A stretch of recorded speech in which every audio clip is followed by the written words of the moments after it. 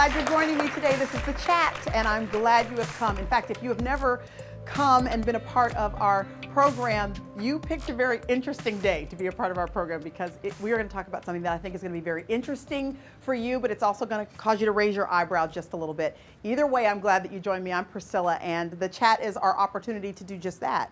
To chat about some stuff that matters in your life, or should matter in your life, that you should be thinking about, because our culture is thinking about it and introducing it. And today we have one of those topics that we're going to be discussing. Have you heard about the book 50 Shades of Grey?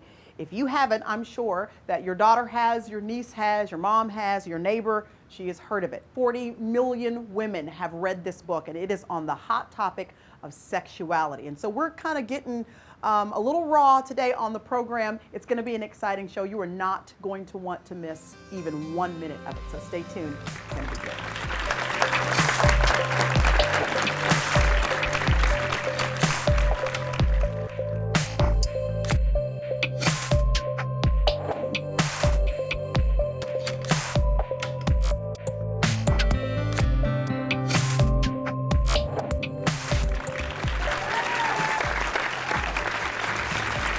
A very intriguing topic that we're going to tackle today, and let me just tell you this. We have lots of wonderful web shows that are for every age, every season of life. You know, if you have your daughter and you want to pull her in, we have shows that are appropriate for that. This might not be the one that young ears need to hear. So I want you to make a wise decision even right now before we dive into this topic about whether or not your daughter or your niece or a young person in your life needs to watch this particular program, because we are talking about a very hot topic. There's a little book called 50 Shades of Grey, and as I mentioned, 40 million women plus have read this book. In fact, this is one of the fastest selling books of all time. I think that it has sold even faster than the Harry Potter series, and you know how many millions of people have either seen that in the movie or they have read it in books. And so we got to talk about this because it addresses the topic of sexuality, and women are devouring this book. What is it teaching us? What is it telling us? Is it appropriate? And do we have any business reading this book? To help us answer that question, we have a couple sisters who are with us who are going to help us to kind of do a little bit of business with the 50 Shades of Grey. And so this is Danna Gresh. Would you please make welcome Miss Danna? Thank you. Good to be here. Thank you for having me. I'm so glad that you're here. We call both of these ladies sexperts because they have made it their business to study sexuality, and a woman who wants to honor God with her body and honor her marriage and be faithful to her marriage. Danna has done that. Her website is purefreedom.org, and she really deals a lot with single women and how they can make sure they are protecting their bodies and their minds, body, soul, and spirit, being prepared for the man that God has for them, and then honoring God. Thank you so much for being with us, Danna, and helping us to understand all this. And then there's Miss Juli Slattery. Will you please help me to make Juli welcome? Juli and I first encountered each other at Focus on the Family, where she worked for many years. Even before that, though, as a clinical psychologist, you would deal a lot one-on-one with people in your practice, and she really has made it her business to study sexuality as well, and to study it in the scriptures, but also to study it in the culture. So you're going to help us to make come to grips with some of this material as well. So I got to be honest with you, I have not read through this book. I've just chosen not to do that, and I just wanted you guys to know that just because I'm holding it, it doesn't mean that I'm necessarily endorsing it, but I wanted you to see what folks are running into at the Sam's Club down the street, or the Barnes & Noble, or the Walmart. This is what they're looking at. Why have 40 million plus women read this book? What's the draw? I think it's scratching an itch.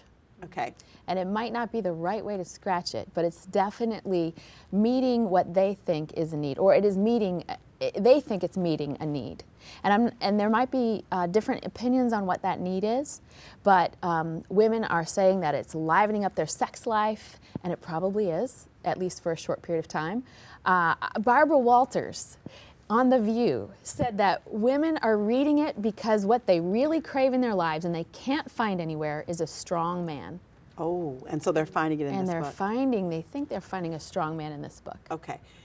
Juli, tell us what the book is about, because for someone like me, honestly, it was just in the last couple months that I was even introduced to the book. I had no idea. I'd never heard of it. I didn't know what it was about. So for folks who had never heard of 50 Shades of Grey, what's in the book? What's it about? Oh, well, I'll give a disclaimer as well that I haven't read the book, and actually there are 3 books that go in this series, but I've read enough to know what the storyline is, and that's all I want to know. I really don't want it in my head. But the essence of the book is that a young woman meets this dashing older man and falls in love immediately. And within the first week of them knowing each other, he has her sign basically a contract saying, you have to give me permission to do whatever I want to you. And then Sexually. yes, and so it unfolds that this includes a lot of bondage, a lot of harmful sexual and perverted practices. There's a red room of pain that he takes her into to engage in some of these behaviors. So it's a very twisted love story.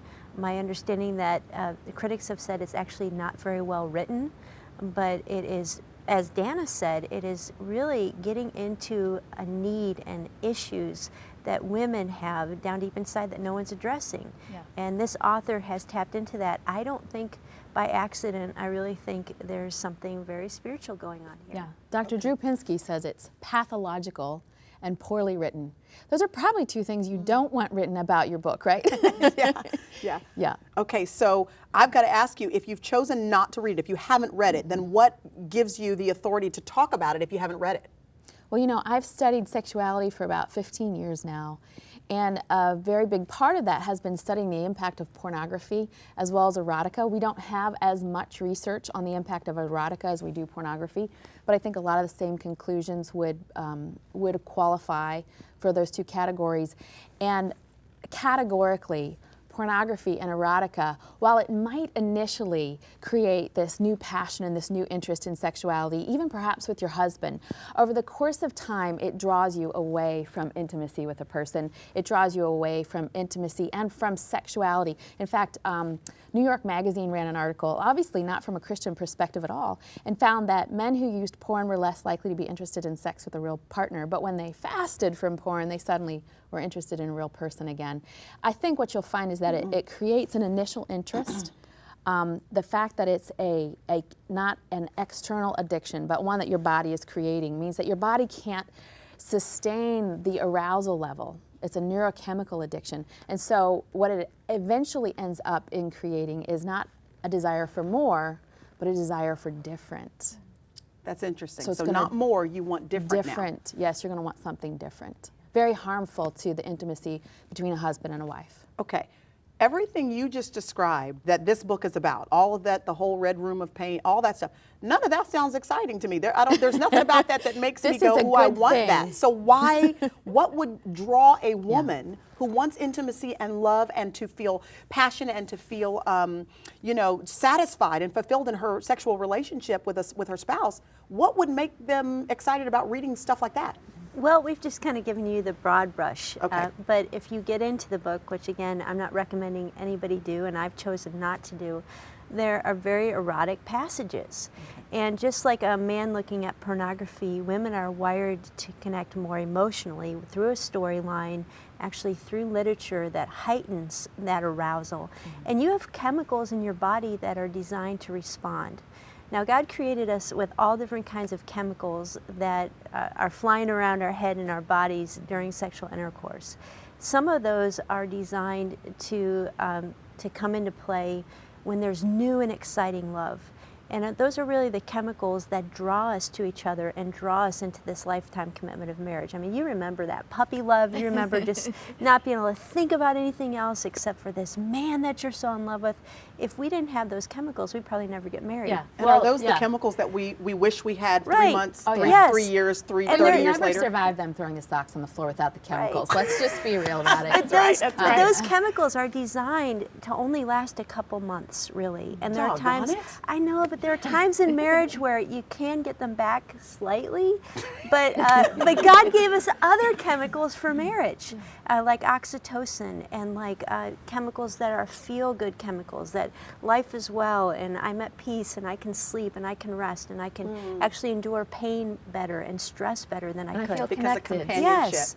and So those intimacy. are the chemicals that really sustain a marriage long term. But what happens is that we can get so addicted to that high. Give me something new. Give me something exciting. Give me something dangerous with adrenaline. And pornography, and this is a form of pornography, are designed to hook us on that high. And as Danna said, what worked last week will not work this week. We need more. And it becomes addictive. Different. And we also then can't enjoy the deep, bonding, committed sexual love that God designed us to have that is supposed to only get better with time. You know, I think a lot of women are not aware of what they're getting into when they read the book. It's such a buzzword right now, and I know that my best friend called me and she said, my 70-year-old mom has her name at the library to loan 50 Shades of Grey out. I mean, she just had no idea. She just knew everybody was reading it. A lot of women I've counseled with who are devastated by the impact that it's had in their heart and their minds are saying, I just didn't know, but once I got into the book, I couldn't stop reading it. Because they were hooked on They were that hooked. feeling, that The sense. chemicals. Okay. I want to bring a little bit of balance to this, because the reality is you guys have studied sexuality and the culture and all that stuff, but you're wives too. I mean, you're women who have sexual needs, sexual desires.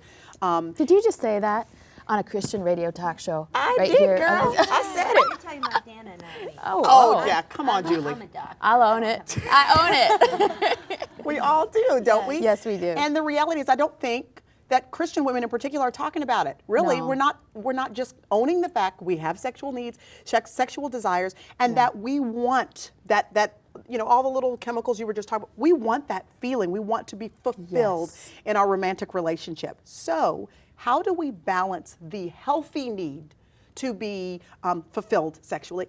Okay, here's the deal. A lot of Christian women, a lot of my friends that I have talked to that are married, they are kind of half enjoying sex with their husband. It's not like what they enjoy is being in his arms. They enjoy that connection. But in terms of sex itself, being exciting and thrilling and bringing them to a sense of satisfaction and fulfillment, they're not quite getting all of that in there. I mean, it's just kind of, they can kind of take or leave the sex part. As long as they're kind of laying in his chest and they get that closeness, that's what works for them. But as we know, that does not just work for the husband. So they go through with the whole thing, but for them, sex isn't totally fulfilling. So And God created them to love it. God, it's a gift from God. So I would say there's probably two things that are really important. And I'll just fall on my sword and say that I've been that woman. I've been in that place. And the Lord really had to do two things for me. One was I had to go through some sexual healing. Because if you have sexual brokenness in your past, whether it's something that you did when you were 15, or you've struggled with erotica, or you've struggled with porn, you can't enjoy the holy connection that God's created for your marriage bed unless there's healing in that part of you. And He did a deep, deep work of healing in my heart. But then several years ago, I frankly came to Julie and I said, Julie, there's this part in our who marriage. hasn't come to Julie? We all go to Julie. I need help, Dr. Julie. And I just said, there's part of our marriage that's not working. And I think there's a stigma sometimes for Christians that marriage counseling or even sexual therapy is not a good thing. I wish we could call it marriage coaching. Yeah. Praise Jesus. The Greshes have had a lot of marriage coaching. And I'm so thankful. And so we went to Julie and got It's advice like from tuning up her. your car, isn't it? It's like you can't, it doesn't just run on one good tune-up at the beginning of the year. There are a couple of times maybe throughout the year you got to get the oil changed, you got to get, you got to stop at the gas station and get the gas tank filled up. Doesn't mean anything's broken. It just means to keep it running smoothly, you take it in every once in a while. And sometimes it is broken. In me, there was a broken piece of me, and Julie advised me, and I went to the resources of Clifford and Joyce Penner, phenomenal Christian sex therapists. They have written resources, they do counseling, and man, the Lord brought back the chemical factory. I mean, He just fixed it. And the chemical factory is alive and well. And we shouldn't be afraid as Christian women to go to solid Christian resources to fix that which ails us. Or even not even Christian women, just women who were taught up to, grew up to be and reared to be good girls, and what that meant was kind of ignoring the sexual part of you. And I think that's part of what this book has done. It's invited the sexual part out that has been hindered in so many women for so long. Would you agree with that? Yeah, absolutely. I think a lot of it is we've been taught, whether it's in a church setting or just our society, that sex is about men. And a good wife will understand her husband's sexual needs and meet those needs. Now, there's nothing inherently wrong with that, but that's not all God created sex for. He created it for women. And a woman's sexuality is far more difficult to discover. It's far more complicated. So what ends up happening in most cases is that the sexual relationship within marriage revolves around the man's needs. It revolves around when he's ready, what he wants, and the woman adopts this attitude of, okay, this is my wifely duty, or I'm tired of this, or I don't count, What 50 Shades of Grey and other things like that have done is they've given women permission to be sexual. Yeah. And unfortunately, the church has not done that. Our culture as a whole, in terms of morality, hasn't done that. But if you look in the Bible, in one of St. Paul's letters, 1 Corinthians 7, it talks about how we're not supposed to withhold our bodies from each other when we're married. And it starts with the woman's needs. It says, ladies, your body is your husband's, but it says first, your husband's body is yours, and he's supposed to please you. So you have God's word saying women are sexual. They have sexual needs.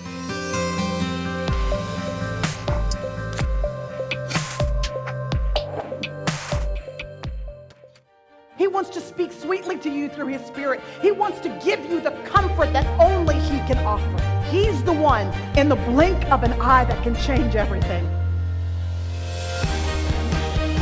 You are supposed to personally have a relationship with him. He wants to reignite the fire of your relationship with him this weekend. The greatest miracle he can perform is in your own heart and in your own mind, not necessarily in your circumstances. It's in you. Oh, this is gonna be good. I got a feeling about this one. Anybody got a feeling? I want you to know that your God is able, that he can.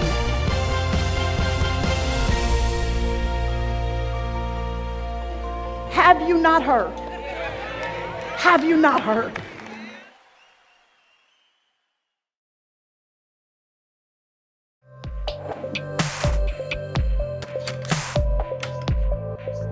So you're saying that there's nothing wrong with a woman discovering and utilizing her sexuality within marriage. You're just saying that 50 Shades of Grey and resources like that have introduced it to us the wrong way. Right. I'm not only saying there's nothing wrong with it, I'm saying there's something very right about it. Good. And sexuality in some ways is very spiritual. And there are whole parts of women that I think are just shut down because of woundedness, because they don't have permission. They don't know how to explore sexuality within marriage. And so the world says, well, we'll help you out with that. And they've done it in a very twisted way. And do you know, Priscilla, what will turn your husband on more? Well, let me say this. Tell me what will let turn me him tell. on. Let me tell you. Being satisfied. Jerry is going to love you. That's right. He's going to love you. Husbands love, when they truly are in a committed, loving relationship, it turns them on to turn on their wife. This is true. Yes. They love to please their wives. It is the greatest turn on. And I think Julie and I were fighting about Song of Solomon in the dressing room. I just have to get that up. Debating theology. Yes. Yeah. And so I might be wrong here, at least according to her. But the book starts out with, let him kiss me with the kisses of his mouth. It's her pursuing the intimate sexual relationship. It's her wanting the pleasure. And we should just, do we agree on that? Absolutely. Okay, yes. so go home tonight and say, baby Jerry, you must kiss me with the kisses of your Girl, mouth. my husband is going to throw his wallet just at you. I know. Just, thank you, I Danna. helped her with that. I need some of that too. Oh, okay, yes. Okay, you both have kept mentioning these two words that in my mind would be the same thing, but I'm assuming they're not. Erotica, pornography. Yeah. Could you tell us what the difference is, if any, between those two things and how 50 Shades fits into that? Well, I think the point of both of them would be to stimulate, with no point other than to stimulate. And by that I mean that God created sex for stimulation and yet to draw you towards intimacy with another person. Whereas pornography and erotica, the sole purpose is stimulation, self-stimulation, solo sex, if you will. The difference being, though, that pornography involves pictures or videos, and erotica would do it solely through written literature. Okay, so you just brought up something I got to ask about. You said self-stimulation, which brings in our You wanna nice go there? word masturbation. You yes, just I'm said gonna. that. Where I just Go, girl. on television. Aren't you proud of her? Yes. If you have any letters of complaint, please write them to Danna or Julie. I want to talk about masturbation because a lot of women are dealing with it, and honestly, they don't know what to do with it. They don't know if it in and of itself is necessarily a sin against God. They don't know if they're feeling very guilty for it. Please tell us what to do, because as you mentioned, women are reading the book and then stimulating themselves physically as a result of what happens emotionally and chemically in their bodies because of what they're seeing written down on the page. Talk to us a bit about masturbation for single women. Maybe Danna, you can give us help with this for single women, and then Julie, maybe for married women, what does this look like and how do we kind of filter all this through? Well, I think we've got to start out by saying masturbation at a basic level is a physiological thing, like brushing your teeth is or sneezing. It's something you're doing to your body. I believe God created sex to be something that brings us together, to be shared between one man and one woman. That was his purpose and his intention.